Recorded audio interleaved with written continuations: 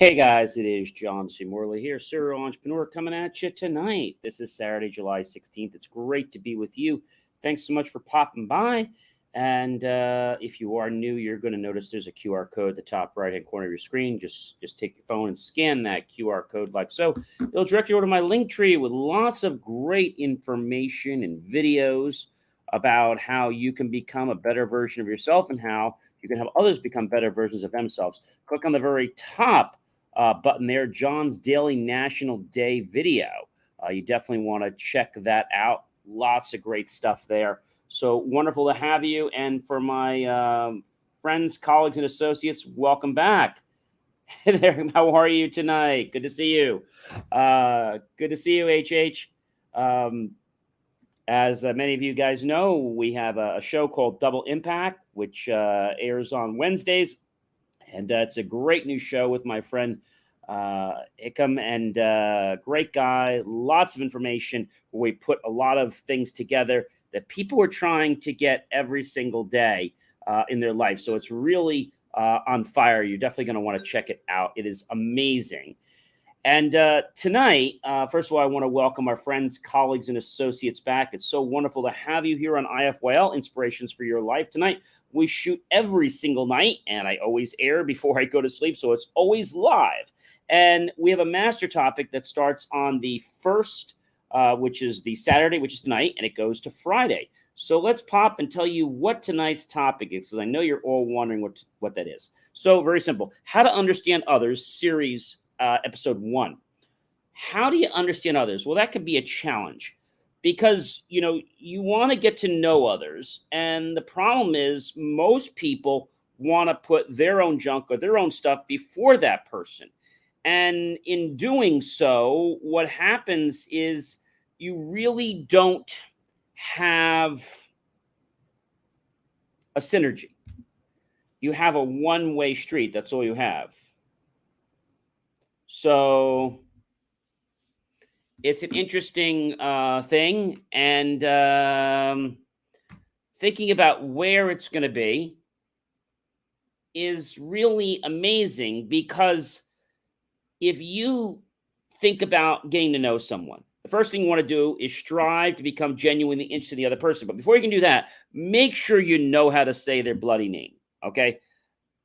Even though it might sound obvious, don't just say it. Say, hey, look, I don't want to botch your name up. Would you please say it for me so I know how to pronounce it correctly? They'll be happy to do it for you. And then when they say it, let me say this. Am I saying it correctly? Marcalis or Jessariah. Is that correct? Yes, that's right. Okay, great. Just want to make sure I'm saying it correctly. And so they're going to be impressed that you're taking the time to want to know their name and say it correctly, because a lot of people don't care. Now, the next thing you need to do is strive to become genuinely interested in that person. We learned this from Dale Carnegie, an amazing, amazing person. Got to take a couple of his courses and learn about his philosophies, and they're quite interesting. Now, strive to become genuinely interested in the other person. Now, that sounds like something that is really difficult. To be truthful, it's not. It just means that you're going to take the concept, or you're going to take the discipline to get to know someone. How many of you out there have been at a networking event? I have. And then you get people, I'm sure you've had this before, and they just slam business cards at you. They just throw them at you, right? That is terrible. And then you're supposed to figure out, well, is this somebody that I want to work with? Is it not somebody I want to work with? I mean, I think it becomes a little bit challenging. And so when we say challenging, I mean it, because, you get all these cards thrown at you, and unfortunately, you don't even know who the person is. And suddenly, you want to form a bond with this person, but all they're doing is they're just wasting your time, because they're trying to get you to come on their side instead of building an equal bridge that goes back and forth both ways equally. See, a lot of people are always trying to do what's best for them, but they never do what's best for the other person. Doing what's best for the other person is pretty cool, because when you are genuinely interested in the other person, that person's going to know. And like I said, when I go to a networking event and somebody hands me a business card, just to give you an example, they hand me a business card, and let's say I was talking to you, and then they rudely interrupt me and say, "Hey, could you just take my card? I'll talk to you later." And I say to them, "Sure, I'll be happy to take your card. If you wait, though, I'd rather put it in this pocket. If you give it to me now, I'm going to put it in this pocket." What the heck's the difference? Well, all these cards over here are actually going to go in the garbage when I get off the boat. And they don't quite understand respect and integrity. They give salespeople a bad name. These are the beginning salespeople, the people that are out for blood. They really don't care about anyone except themselves. Now, that might seem a little, how can I say, strange. It's not. They're here for what they can do today and tomorrow, but they don't care about next week. So how do you make them care? Well, one thing you have to do is you have to set the tone straight and let them know that you're happy to talk with them, but after you finish this conversation. Now, if they're not willing to wait for you to finish that conversation or to connect later, then that's not somebody you want to be around. I mean, it's really plain. It's really simple. But a lot of people feel that we have to connect with everybody. We don't. I remember talking with a lady about a year ago, and I told her about my philosophy, and she says, "Well, John, I don't agree with you." I said, "Well, that's fine. It's okay to agree to disagree." She says, "Well, I think it's great because everything just happens and we connect." I said, "No, it's rude when people interrupt you when you're talking." "Well, no, I don't look at it like that." "Well, I do." So respect is something that I believe is so very paramount. It's very paramount, right?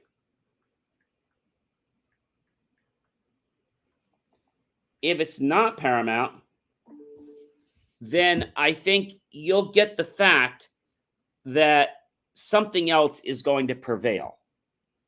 So if respect doesn't prevail, something else is going to get in the way. And chances are it's going to be something that attacks your integrity, that attacks your respect. Now, that might sound a little challenging, but it's not. Respect, integrity.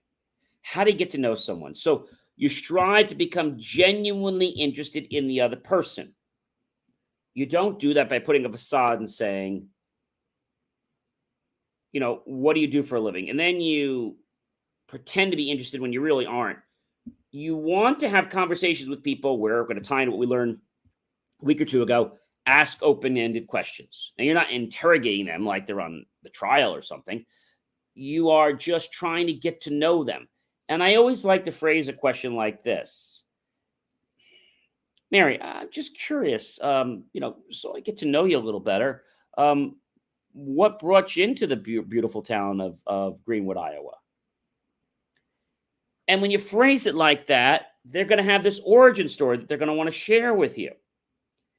And they're going to give you a lot of clues and things that are important to them. If you pay attention to those clues, guess what? You're going to become their new best friend. But how do you become a friend of someone you don't know? Listen. Listen. Ask a question. Listen. Listen. Listen. Eye contact. Eye contact. Eye contact. And so when you listen and you give eye contact, you demonstrate to the person that you're sincere, that you care about them. So many salespeople are just in for what they can make today with you, but they don't really care about tomorrow. So they'll lie, cheat, and steal with you just because that's the way they are. They figure they need to do anything to get ahead. And I think that's absolutely, when I say terrible, it's terrible. It is really terrible because you have to get to know other people and be genuine. If you don't become genuine, it may not show today, it may not show tomorrow, but chances are it's going to show in the future. I promise you. I'm going to give you an example. You just went to a networking event. This person just berated you with all these cards, and you talk to this person now. And they ask you a question like, "Oh, do you have home insurance, a car insurance? You have it? Yes, I do. Oh, well, how about for your other insurance? Maybe your pet?" And they keep asking these questions, and they're doing it in an annoying way because they really don't care about you. They just care about something they can tag on. Oh, yeah, yeah, we do that too. And they don't care about you. They don't care about the experience. They don't care about what you think or what you're doing. All they care is if they've got a seat and they want to put you in it and make money. That's what they're about. This is why we would call them slimy salespeople. So I just want to tell you this one thing. Why do salespeople have a bad name? Well, or a bad reputation. It's because of what they call the dreaded cold caller. They call, they lie, they do the little thing like, "Oh, hey Bob, I'm gonna be in your neighborhood tomorrow. And what's gonna work better for you, 10 a.m. or 2?" Well, gee, neither, because I'm actually gonna be in meetings all day tomorrow. Oh, well, that's okay. I'm gonna be and it's so ridiculous. Okay. Um, if there is no trust between the seller and the buyer, the relationship just kind of dwindles. Now you can make a purchase, like if you go to your five and dime store or your dollar store, you can make a purchase even if there isn't trust. Okay. But the high caliber and the high salaried salespeople are people that care about integrity. You're also going to find something about salespeople, and this could be younger people, older people. When they tell you they're busy and they don't have time, that means what they're doing supposedly is more important than you. And you have to ask yourself, do I really want this person on my team? Or do I really want to work with this person? So sales is not hard, but how do you spot a bad salesman? Oh, this is real easy. Um, Attributes of a bad salesperson. You fear rejection and you can't roll with the punches. You find yourself as clueless about the product as your customer, and you love talking so much you forget to listen, and you're unable to ask the right questions. You just want to confuse the buyer so they're just going to buy and you can get out of the situation with a check. Um, you have a sense of entitlement for being so good at what you do. Now, I'm not saying you're not good, but you have to realize that you need to listen and see if what you have even is going to solve the problem. Everyone is a prospect. They're not. You got to find your target. Now, everywhere could be prospects, but not everyone is your prospect. You lack that genuine social empathy where you care about the person. If a push comes to shove you, you'll push until the client pushes back. You go for that gut feeling since you distrust science and you just haven't really been comfortable with technology. You focus on products instead of people. So if you're in a company and you have a sales manager, chances are that sales manager is not really good at sales, but they've been put in that position and they know that if you don't sell, they could be out of a job. So they're very pushy to you. They tell you to do whatever you need to. They don't care how you sell. As long as it puts money in your pocket, they know it's going to put money in their pocket because they're part of that downstream funnel, or I should say the upstream funnel. What is it going to be then that is going to help you build integrity as a salesperson? Well, one thing is you need to understand, you need to listen, you need to have empathy. You need to get personal with the person to a certain extent. Learn details that are a little bit personal so you can share. Maybe it's their kid's birthday, maybe it's their hobby, maybe it's the fact that they're a gymnast, whatever it is, learn a little bit about them. And when you do this, you're going to find out that not only are you going to get interested in this, but the client is going to come back and say, oh, wow, you like gymnastics? Well, I had two cousins that were in gymnastics, and I've always been excited to hear about the different competitions.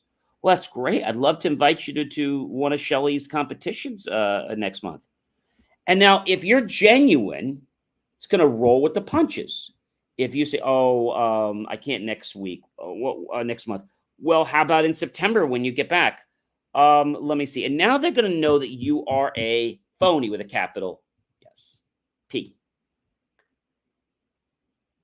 Tonight, we're talking about how to understand others. And we're learning something from Dale Carnegie, which is to say people's names properly. Ask them how to say their names, and then strive to become genuinely interested in that person and ask open questions. All right, ladies and gentlemen, I'm John C. Morley, serial entrepreneur. It's been a privilege, been a pleasure, been an honor, an amazing time with you here tonight. As I want to thank you all for popping in, and be sure to love, like, support my channel, tag your friends, colleagues, and associates, and then comment below, what does it mean to you when I say, how do you understand others? Of course, share this out with everyone you know on social media, and then be sure to go to my YouTube channel, John Space, E Space, Morley, Space, Serial Entrepreneur, and look for that key phrase, help keep our content free. And make the choice, ladies and gentlemen, to buy my team and I a vanilla cone, a lemonade, or maybe even a refreshing slice of delicious watermelon. Either way, we'll be very grateful with those pennies and dollars. We'll invest into new hardware, new technology, new equipment, new software, and even new facilities to give you the most jaw-dropping, motivational content ever to inspire you to become a better version of yourself and help others become better versions of themselves. I hope that you have a great rest of your evening, and I'm going to see you tomorrow, Sunday, for episode 2. I hope you have a great night, everyone. Take care.